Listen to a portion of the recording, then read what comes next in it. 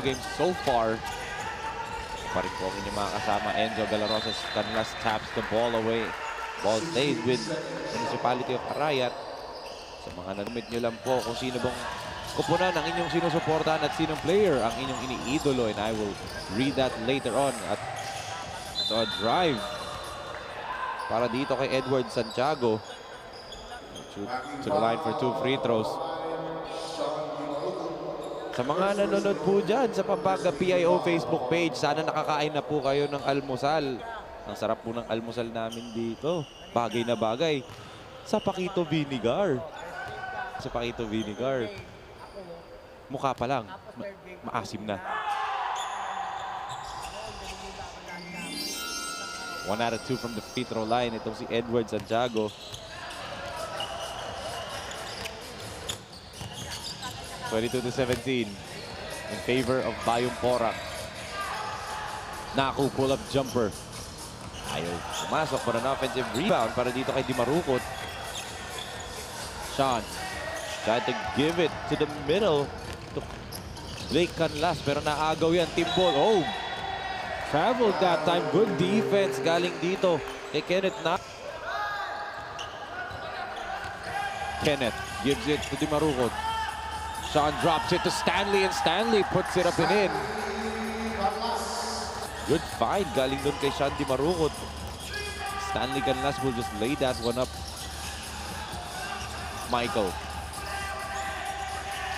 Try to lob it up pero masyadong malakas. Tumama sa ring yung bola.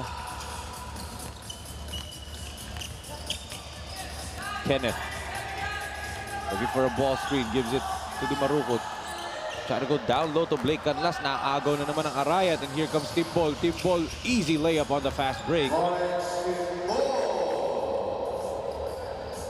Tim Ball with his first 2 points of this ball game. Kasi free throw niya was 1 out of 2. Nako kicks it to Di Marukot. Blake, double teamed underneath. And that ends up with another turnover para dito sa Bayung Porac. Team ball, another fast break opportunity. There was a push on Santiago on the rebound play.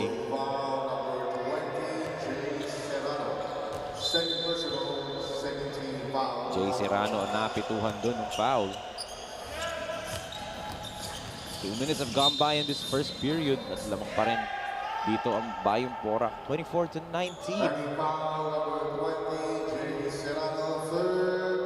Jay Serrano gets whistled for his 3rd personal foul in this first half. Jay better watch himself right here. So all 3 fouls nanggaling sa kanya. All 3 fouls of Bayung Porac in this quarter have been on Jay Serrano's name. Michael, one-handed floater, no good. Who on the run? Nako drop shoots. Oh! Tried to tip it. Nearly got the basket to go. But he'll troop to the line for 2 free throws despite getting pushed. That shot looked good para Panimas.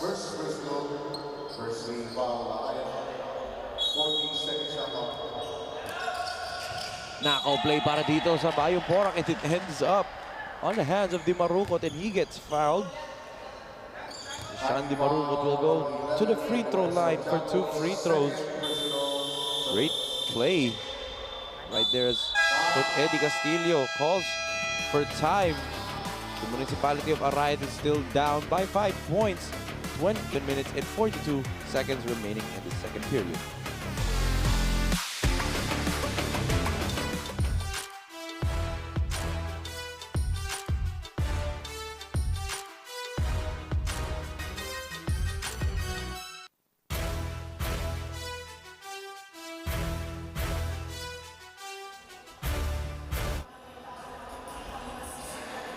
Tayo po katutok dito ngayon sa 2024 Delta Cup.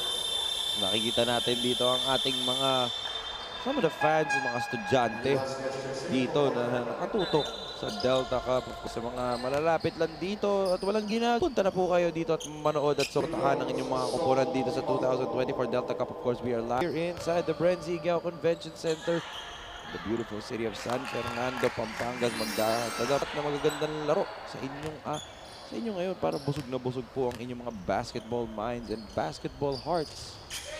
Di Marukot misses the second free throw, fighting for the offensive rebound. Nakuha finally ni Michael Pare. A defensive rebound. Pare splitting the defense, kicks it to the baseline. Timbol fadeaway jumper, a little bit short. Lawrence.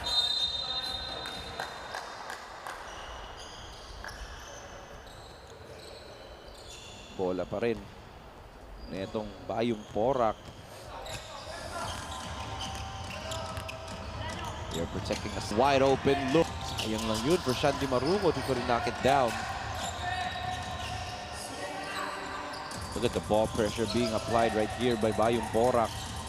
Michael explained the defense. Nakatapik ni Di Marukot. Sean to Serrano to Di Marukot. Oh, sorry, miss right there for Sean. A good up and under for Naco, and he still gets the offensive board. Kenneth to Vasquez. Oh, ho, ho. Beautiful play galing dito sa Bayung Porac. Nino Vasquez to Blake Canlas. What passing being displayed right now for Bayung Porac. And that's why they're up by 8 points. 27-19.